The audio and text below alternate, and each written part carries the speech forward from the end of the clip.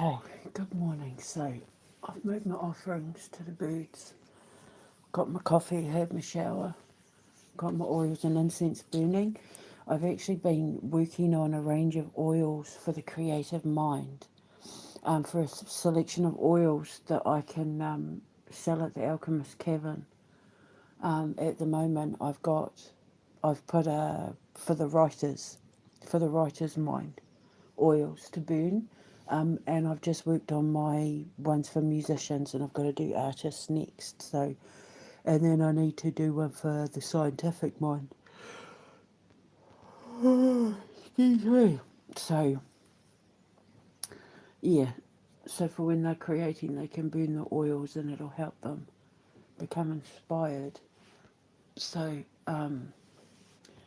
last night, right up until I went to sleep, I listened to so many different kinds of music, trying to tap into a place of zen in my mind so that I could figure out the storyline to this opera. And I just kept thinking, the lower kingdom, I think I want to be like maybe German. So they'll sing in German. The people from the lower kingdoms will sing in German. And then I think I want her, the one who's saving the girl, I need to come up with names. I think I want her to be French or Italian. Now, me personally, I don't think I have any Italian ancestors, but I know I've got French and German. But and not that this is about me, but I'm just saying. Um, so I want the lower kingdom to be German. I think I want her kingdom to be either French or Italian, and then I want his kingdom, like the one they're at war with, to be Persian.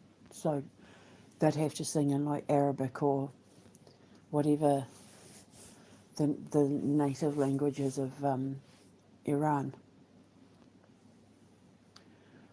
So basically, as I was saying yesterday, she wants to be um, she wants to be a knight. I have French knights in my family. I have French knights in my family. I have Scottish ones and I have Irish ones too. And I know people say they didn't make the Irish knights. Well, yes, they did, because my grandfather, Sir Thomas Bracken, was Irish, and he wrote the New Zealand national anthem, and he was knighted, and he's Irish. So the storyline is, as you know, she wants to be a knight. So she goes to her father because he has no sons. And so she goes to her father and says, you know, in French, having this discussion about how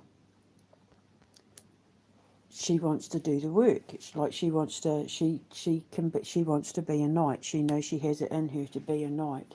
Now I'm not saying that this is going to be written in where they're going to be singing French and Italian and all that sort of thing.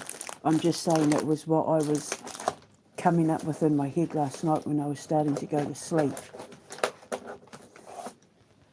Sorry, I just broke a nail. So what I was seeing in my head was, you know, the start of it is her convincing her father that she should train to be a knight and she's just as good as any other man and blah, blah, blah. So for his own amusement, the king says, all right, you can train. But then he says to his generals and the Knight's Guard or whatever, make it hard for her because he's finding it funny. He's bored. He's a king who's very good at his job, and there's never any trouble, so he doesn't have anything to worry about, and he's a little bit bored, and he finds her wanting to become a knight amusing. So, hang on, just sipping my coffee. He puts her through all that training, and while he's going off and doing business dealings with the Italians and the Hungarians and all of that, she's training, and then he's making it harder for her. He's getting letters back and forth. He's writing back and forth to his people to get an update on how she's doing, and then he's giving these instructions and orders on what to do with her. Make it this, do it this, blah blah blah, and finding it very amusing. And while I was thinking the storyline in my head, I was thinking, I can so see this on the stage. I could see it in my head. Them all dressed up in costumes, where the French king is with a Hungarian king and, like a Russian king and all that, and they're doing like king things on the stage, dressed in all their finery, on, singing this opera and wah ha ha ha with the operatic laughs and all of that sort of thing. And then the scene changes and the curtains open up again, and the general saying, adding more water, giving her more bricks, giving her more this, making her do this, making her do that, right? I could see it all. So then they get sent away to do training in the forest, for like survival training. And then that's when she gets news that the Persian prince has invaded her father's kingdom. So then she scales the walls, yada yada, and helps everyone up, and then there's this big battle, and then they get captured. And she's trying to figure out how they're going to save the kingdom while they're kept prisoners. And then the lower kingdom, the German king, the lower kingdom comes along. He's a duke who wants to be the king or something. And he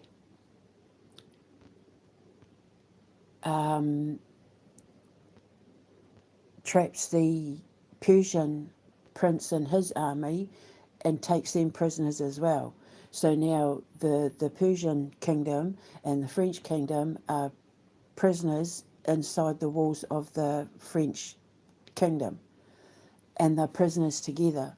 And so they start figuring out, between her and the prince, they start figuring out that everything that they were told was a lie. Because what happened was, because I thought this is where life imitates art. The Persian prince, invades the king for revenge for the death of his father. He accuses the French king of having his father and, like his father's people and that, like, killed. And so he seeks revenge. And so he goes after the French king to get revenge for his father's death. Because what happened in real life was, my Egyptian family, the King Abdul al-Rashid, King al-Rashid, he was accused, his son was accused of killing the Saudi Arabian king's son. And instead of, there was a jihad put out on our family, and instead of killing them, they gave them the opportunity to leave Egypt. So my people left Egypt, and they all like scattered to the four corners. Some ended up in America, some ended up in New Zealand. My grandmother was born in Syria because my great-grandmother was pregnant with her when they fled Egypt. My grandmother was born in 1900, and I think they fled Egypt like in 1898, I think it was. Like the end of 98, and my grandmother was born in 1900, and they became Bedouins, and that's where I was saying about how they used to travel across the desert and that to do readings for the rich and famous, for the royals and that. That's how they made their money. And yeah, so they fled. They chose to flee because they were bringing democracy to Iran and Iraq, and the Saudis didn't like it. So they accused my family of murder, and it wasn't true, it wasn't us. So, so I thought, add that into the storyline. So the Persian prince finds out, because what happens is when he's locked up with her and they're all talking in this massive like cave systems prison cell thing, and they're all talking, and he's like, your father, blah, blah, and she's like, wait, no, hang on, like that, no, that didn't happen, and I've got proof. And then she's gonna like prove to him that it can't have been her father that ordered the killing, because he was in Italy or Hungary or Russia or whatever with these other kings, and she's going to have the letters to prove it. Because I was thinking, like, they become prisoners within inside the castle grounds, so they can walk around and everything, but they can't leave the castle grounds. So then she goes and she brings out these letters, and I could just see her going across the stage to this desk and pulling out these letters and that and saying, look, the wax seal, and they commemorated a coin and a wax seal to honour my father's visit. And look at the letters, look at the dates, blah, blah, blah. My father was in Hungary, my father was wherever, you know, and then the prince realising, but why would the German king say that? And then they figure out together he wants to take over the kingdoms. So then what happens is, so then I was thinking, okay, do I write it where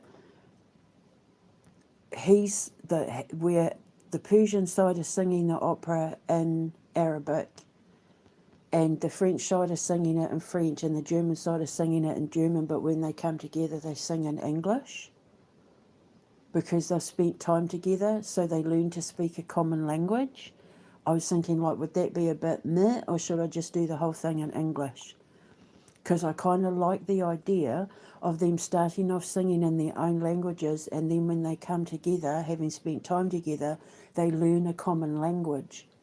And then that's when they come together to decide the Persian army and the French army, or the Persian kingdom and the French kingdom, come together to fight the German kingdom.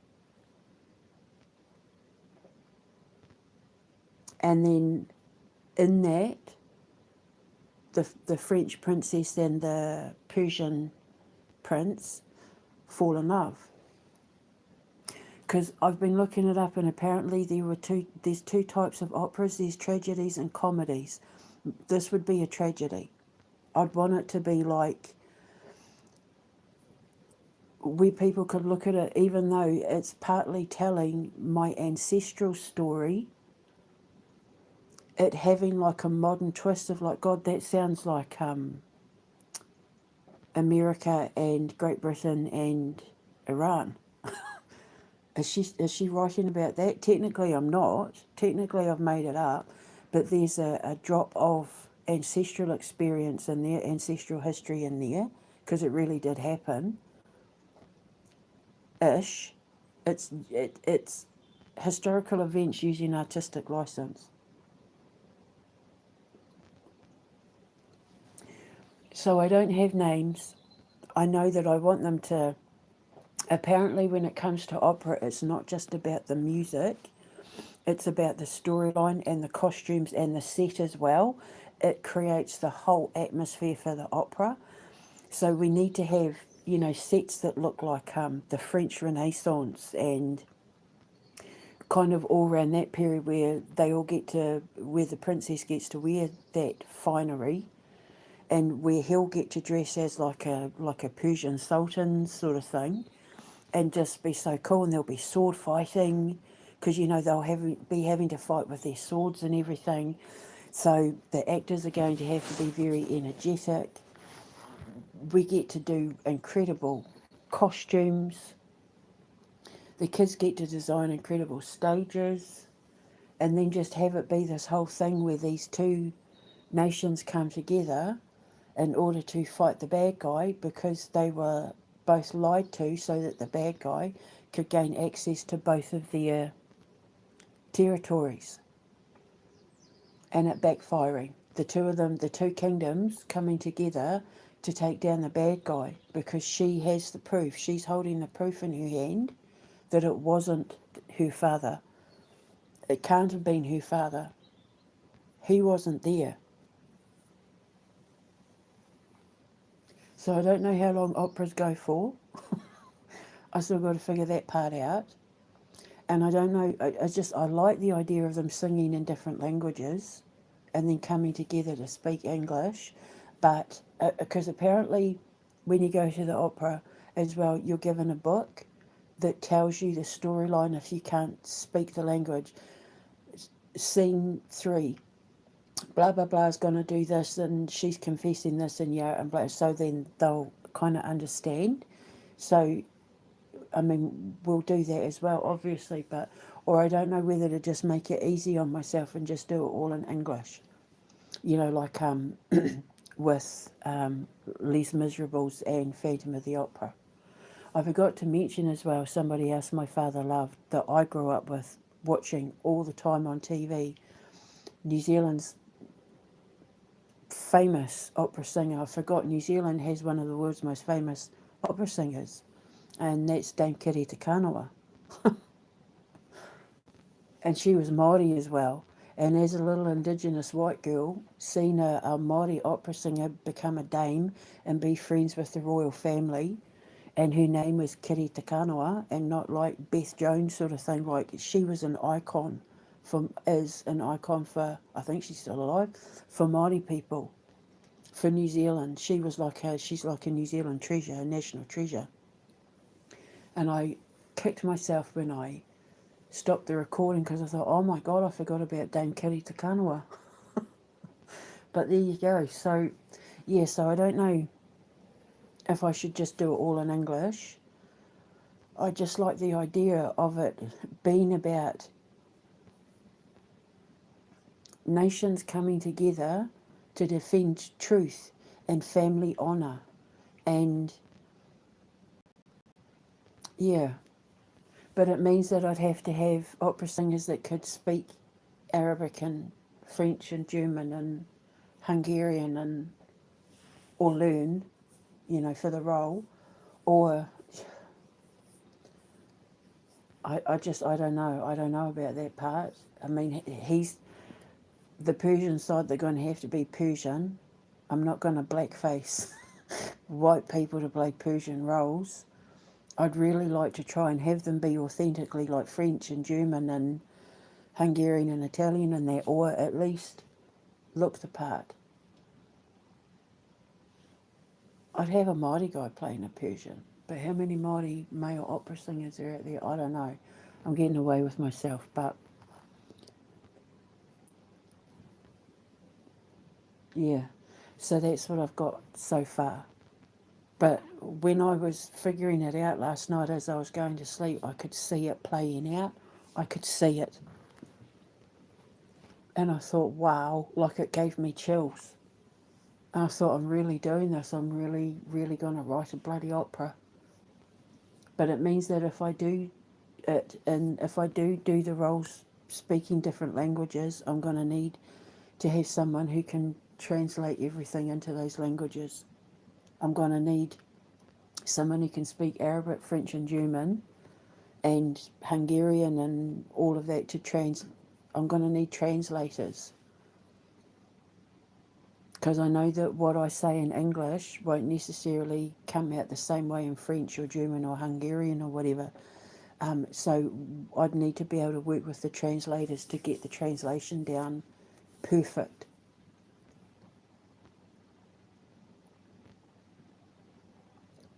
And then on opening night, I'd be able to wear like a nice gown, walk the red carpet, and oh my God, I can't wait. My nephew said that he would be, he'd walk the red carpet with me if I didn't have anyone. because I said to my boys years ago, would you walk the red carpet with me? And Thomas said yes. If he got to wear a kilt, Gabriel said he'd meet us in there. But my nephew Jacob, the one who's going to run my comic book department, he said, I'll do it with you. Auntie, he said, I'll wear a tuxedo and come on the red carpet with you. So, but it means I'll get to wear like a nice gown and have my hair all nice and did. And yeah, so anyway, so that's what I have so far. And I could just see it. I could see it. And it was just incredible. It gave me goosebumps. So that's another feather to add to my cap. So I'm going to go and finish my coffee now, and then I'm going to get some brekkie and start my day. But that's what I have so far. I should only just be starting to wake up, but my mum woke me up. So there we go. So that's what I have, and I'll speak to you later. Ka kite anō.